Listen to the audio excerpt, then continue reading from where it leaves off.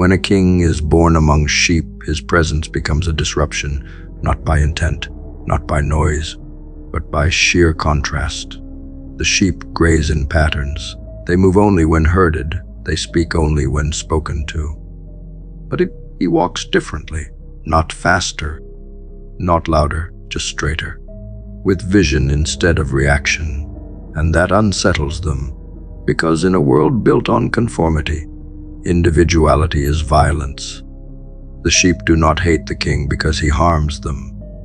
They hate him because he reminds them they were never chained, that the fence around them was mental, that their limits were choices. And so they attack the reminder. They isolate the contrast, not because he's dangerous, but because he makes their passivity visible. A king among sheep does not need a crown. He needs no audience. His worth is not defined by title but by weight. He carries presence like a man who has already suffered the fire and chose to keep walking. The sheep sense this. They see his silence and mistake it for judgment. They feel his gaze and call it arrogance. But it is neither. It is depth. It is memory. It is a history they cannot decode. Because the king's pain has been refined into clarity. And clarity is uncomfortable among the unsure. You see, sheep worship harmony over truth. But a king, he bleeds for truth. He breaks comfort to guard vision. And that makes him unacceptable in pastures that prize agreement over growth. He learns quickly not to speak too early, because the sheep do not want wisdom, they want validation. They do not seek truth, they seek comfort in numbers. When a king speaks truth, it doesn't echo. It lands like a blade. It divides, it reveals. And for those not ready to face themselves, truth feels like cruelty.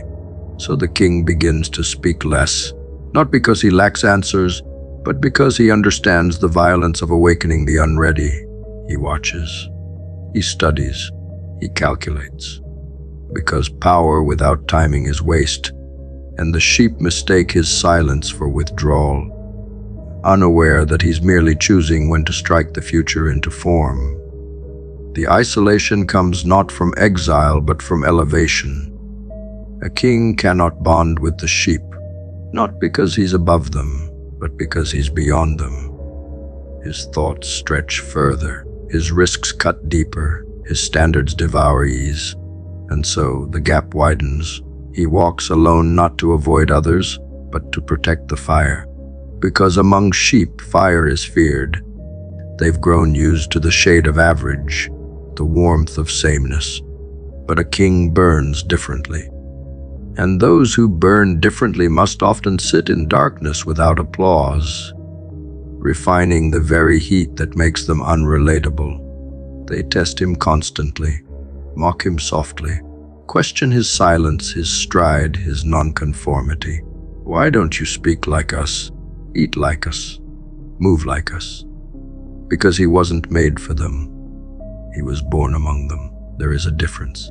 He is proof that environment is not destiny, that bloodline is not blueprint, that you can be raised in a pasture but built for a throne, and that terrifies them.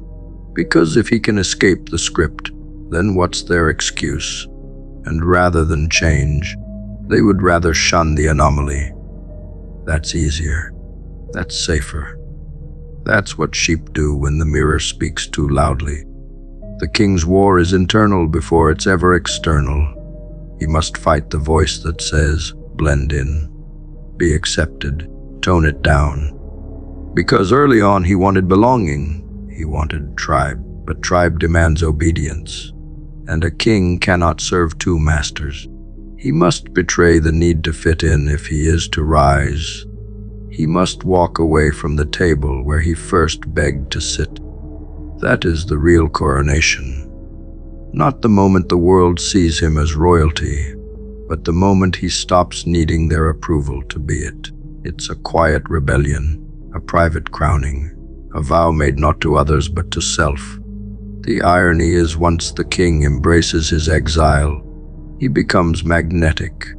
The very sheep who doubted him begin to follow at a distance, not because they understand him, but because he has become undeniable. His results speak. His movement ripples. His discipline builds monuments where their excuses built walls. They watch now. They whisper. And while they may never fully step into the fire themselves, they learn from its glow. That's the curse of the king, to lead those who once mocked, to carry those who once doubted, and to do it without bitterness, without revenge, because true royalty leads with example, not ego. He will never be one of them again. That door is closed, and though it aches, it's necessary, because the kingdom he's building requires solitude, precision, ruthlessness with time, with energy, with truth. His days are not filled with endless talking. They are forged in quiet execution. While the sheep gather and gossip, he is carving his name into stone. That's the cost of greatness.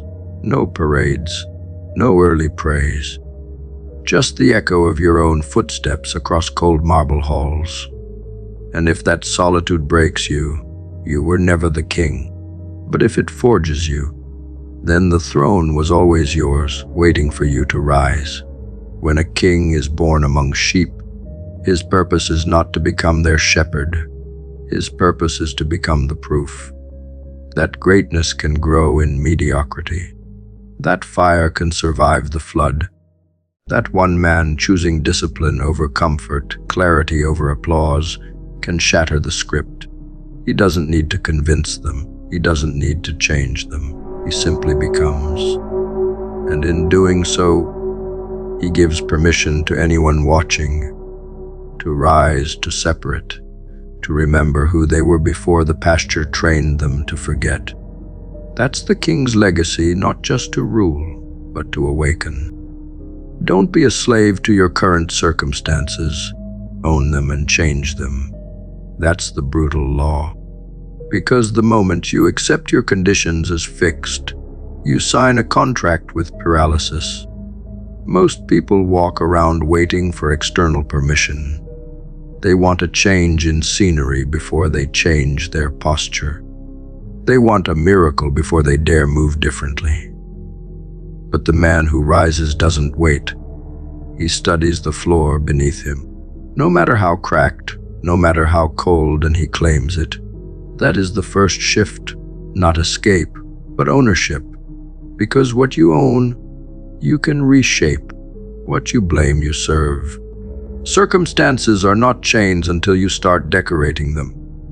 You do not heal by pretending the cage isn't real.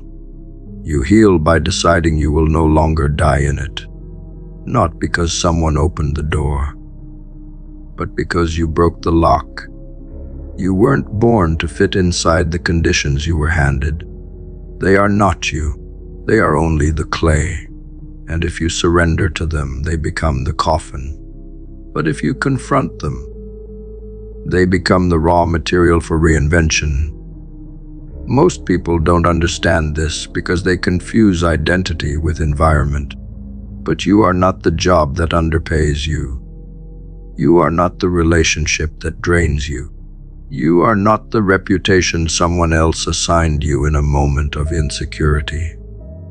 You are what you build after the collapse. That is the ultimate truth. Your reality is a mirror, and if it's cracked and crooked, then it's your hands that must fix it. Stop hoping your reflection will change without first moving your face. You cannot heal from what you won't claim. If you keep calling it fate, you give it permission to rule. But when you name it as yours, mine to fix, mine to rewrite, mine to rise from, then the game changes. Responsibility is not guilt, it's power. And most avoid it because it removes the comfort of blame. But that blame is killing them softly. Day by day, it chips away at their fire until all that remains is the shell of someone waiting for luck, waiting for signs, waiting for someone else to show them who they could have been. You want to change your life? Then look around. Every broken routine, Every dull day, every half-lived hour, you own it now. And in that ownership comes the power to destroy it and rebuild it from the ground up. There's no magic in this world that grants freedom to the passive. The myth of deliverance keeps people obedient. They think a better future will stumble into their lap if they just stay nice, stay patient, stay quiet. But life doesn't respond to quiet. It responds to command. The man who rises doesn't ask the universe for a chance. He extracts it. With sweat, with suffering, with precision. He doesn't wait for the right tools. He turns the rubble around him into weapons. And slowly, silently, he dismantles the prison, one decision at a time. Not because the conditions change, but because he refused to let the conditions define him. Don't be a slave to what surrounds you. You are not clay anymore. You are the flame that melts it.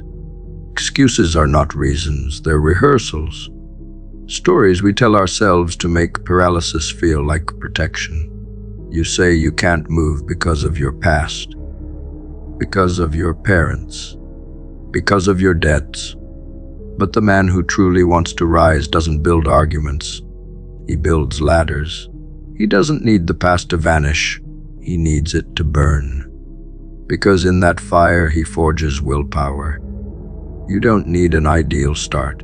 You need a violent refusal to stay here. Whatever hurt looks like for you, emotionally, financially, spiritually, you own it. You stop speaking about it like it's someone else's mess. And the second you do, you take the first step out of the chains. Ownership is the gateway drug to freedom. They told you to cope, to accept, to find peace with your reality. But peace isn't found in surrender. It's found in transformation. The man who changes doesn't make peace with the cage. He maps it, measures it, memorizes every inch of it. Then he attacks it. Because peace without power is just sedation. You want real peace. Then stop asking how to feel better.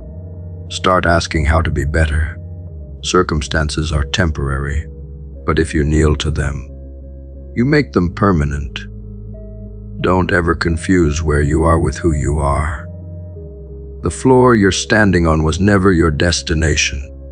It was your forge. And when you treat it like one, even the worst days start building something permanent inside you. The problem is most people keep negotiating with their limits.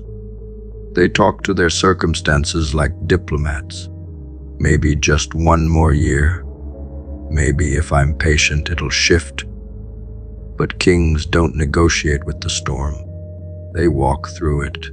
The man who transforms his life does not ask permission from the conditions that tried to kill him.